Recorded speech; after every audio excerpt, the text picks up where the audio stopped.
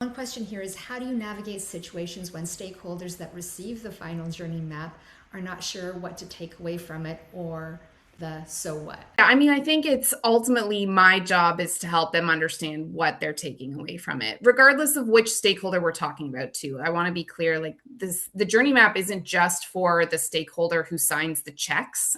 It's also for your development team, right? Like they're going to use the journey map to understand the user better and why they're being asked to work on this or how to solve a problem. So regardless of who your audience is, it is my role as a product manager to be able to tell them a story that is meaningful to them with the data that they get.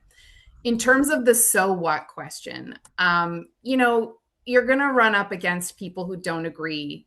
No, you could show them all the data in the world, all of the journey maps. You could have somebody literally sitting in front of them telling them, I do this and it's so painful and I need a solution for this, but they're ultimately not going to agree. You have to be able to take the no, but what I would also encourage you to do is to maybe try to get them to understand, explain why they disagree, because maybe there's a journey map there that you haven't done yet, or a problem or a pain point that you haven't identified, or maybe it's just a matter of a competing priority, and this person just feels like this isn't the right road for us to go down in terms of whatever that larger organizational goal is. So you're going to hear no, and that's fine. Sometimes you take the no and you go back to the drawing board, but sometimes you can take that no with other information that helps everyone who helped work on that with you understand why you're not proceeding.